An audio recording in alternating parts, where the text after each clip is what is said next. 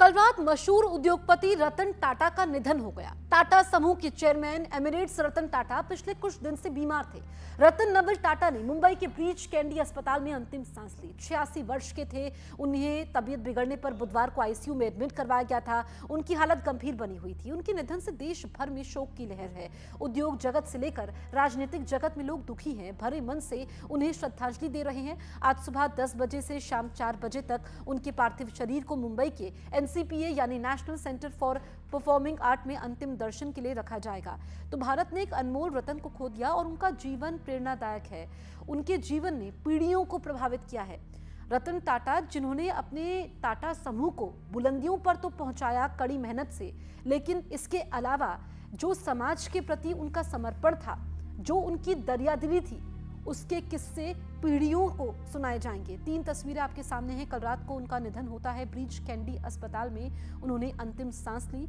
इस वक्त उनका पार्थिव शरीर उनके कोलाबा स्थित घर पर है और उसके बाद आज राजकीय सम्मान के साथ शाम को 4 बजे के बाद उनका अंतिम संस्कार होना है और कोलाबा से एनसीपीए सेंटर में उनके पार्थिव शरीर को रखा जाएगा, जहां पर आम लोग उनके दर्शन कर पाएंगे। हमने देखा कि शख्सियतों ने ट्वीट किया, दुख प्रकट किया और ऐसा कोई नहीं है जो उनको याद नहीं कर रहा है, क्योंकि वो रोल मॉडल थे। उनका जीवन प्रेरणा है और सादगी जीवन भरा वो जीवन जीते थे। हमारे 2 सहयोगी हमारे साथ मौजूद हैं, विवेक है और सपना है। सबसे पहले विवेक, मैं आपके पास आती हूँ। कोलाबा में उनका पार्थिव शरीर मौजूद है। कितनी देर में उनके पार्थिव शरीर को आम दर्शन के लिए रखा जाएगा, लोग आम दर्शन कर पाएंगे और अभी तक कौन कौन उनके घर पर पहुंचा? जसप्रीत, देखिए, इस समय रतन टाटा जी के पार्थिव शरीर को उनके जो घर है मुंबई में कोलाबा स्थित, वहाँ पे रखा गया है। बहुत क्लोज रिलेटिव, उनकी बहनें और उनके जो फैमिली मेंबर्स हैं वो उनके साथ हैं, उनके पार्थिव शरीर के साथ हैं। और बताया जा रहा है कि ठीक 9:45 पर रतन टाटा जी के पार्थिव शरीर को मुंबई के कोलाबा से उनके जो घर है वहाँ से ले जाकर एनसीपीए में रखा जाएगा। वहाँ पर लोग अंतिम दर्शन के लिए कर सकते हैं। ये 2 किलोमीटर का डिस्टेंस है। फिलहाल ये ट्रैफिक ओपन है, लेकिन जैसे ही पार्थिव निकाला जाएगा, यहाँ पर मुंबई पुलिस पूरी तरह से ग्रीन कॉरिडोर बनाएगी कोलाबा से एनसीपीए तक का, और वहाँ पर अंतिम दर्शन के लिए पार्थिव शरीर को रखा जाएगा। मैं आपको तस्वीर दिखाना चाहूँगा। यहाँ पर कोलाबा में जो हाल की बिल्डिंग है, जो अपार्टमेंट है, उसके अंदर जो बंगलो है वो रतन टाटा जी का है। वहाँ पे वो अपने फैमिली के साथ रहते थे। साफ तौर पे देख सकते हैं कि जो सिक्योरिटी गार्ड्स हैं और जो मुंबई पुलिस है वो यहाँ पर मौजूद है, क्योंकि जैसे जैसे लोगों को पता चला कि रतन टाटा जी की मृत्यु हो चुकी है, उनके अंतिम दर्शन के लिए लोग यहाँ बड़ी तादाद पर पहुँच रहे हैं।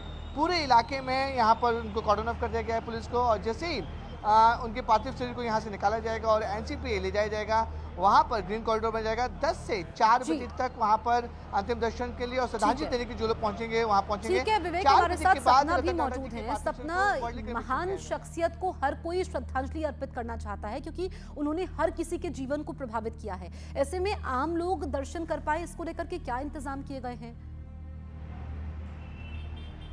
देखिए जसप्रीत, हम रात से यहाँ पर मौजूद हैं। मैं उस अस्पताल के बाहर भी थी, वहाँ पर भी बड़ी संख्या में लोग मौजूद थे, आम लोग मौजूद थे। और क्योंकि आम लोगों के लिए भी व्यवस्था की जाएगी, तो यहाँ से कम 3 से 4 किलोमीटर की दूरी पर एनसीपीए है, जहाँ उनको अंतिम दर्शन के लिए रखा जाएगा उनका पार्थिव शरीर। और आम लोग भी पहुँच सकेंगे, जो बड़े लोग आने हैं उनको भी, वो भी वहाँ पर दर्शन कर सकते हैं। और बिल्कुल ठीक बात है, युगों में ऐसे लोग जन्म लेते हैं जो किसी एक व्यक्ति को प्रभावित नहीं करते, बल्कि हर एक वर्ग को प्रभावित करते हैं। एक बड़ी अच्छी कहावत रतन टाटा कहा करते थे कि if someone is giving you the stones, then don't use those stones as to make your monument। और वही वो करते भी थे कि अगर तुम पर कोई पत्थर फेंक रहा है तो उन पत्थरों को इस्तेमाल करिए एक मॉन्यूमेंट बनाने के लिए। आप सोचिए, मैं एक कंपनी का नाम नहीं लूंगी, उस कंपनी ने मना कर दिया था जब रतन टाटा की कंपनी नीचे जा रही थी कि हम आपकी कंपनी को हेल्प नहीं कर सकते हैं, लेकिन एक दिन आया कि वो कंपनी नीचे चली गई और रतन टाटा की कंपनी ने उस कंपनी को मदद की। आप इस बात से अंदाजा लगाइए कि आपके, मेरे, हम सब के वो रोल मॉडल थे। और आप जब वो नहीं है,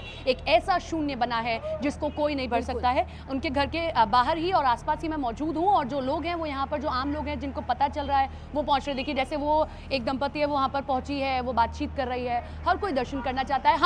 हम अगर जीते जी उनसे नहीं मिल पाए तो हमारी भी कोशिश रहेगी कि एक बार इस युग पुरुष के हम दर्शन कर सकें, उनके आखिरी दर्शन कर सकें, और आने वाली अपनी पीढ़ी को, हम आने वाली पीढ़ी को भी हम बता सकें कि हमारे युग में एक ऐसे व्यक्ति थे जो हर एक युग को, एक कहानी बताया करते थे। हर किसी के जीवन को उनके प्रभावित लिए किया है, यही मार्गदर्शन वजह है कि हर कोई गमगीन है। उन्होंने हर किसी के जीवन में गहरी छाप छोड़ी और जो उनका समाज के प्रति समर्पण था, जो उनकी दरियादिली के किस्से थे, वो आज भी सुनाए जाते हैं और पीढ़ियों को सुनाए जाएंगे। इसी वजह से हर कोई उनके अंतिम दर्शन भी करना चाहता है। तो सुबह 10 बजे से शाम को 4 बजे तक उनके पार्थिव शरीर के दर्शन लोग कर पाएंगे।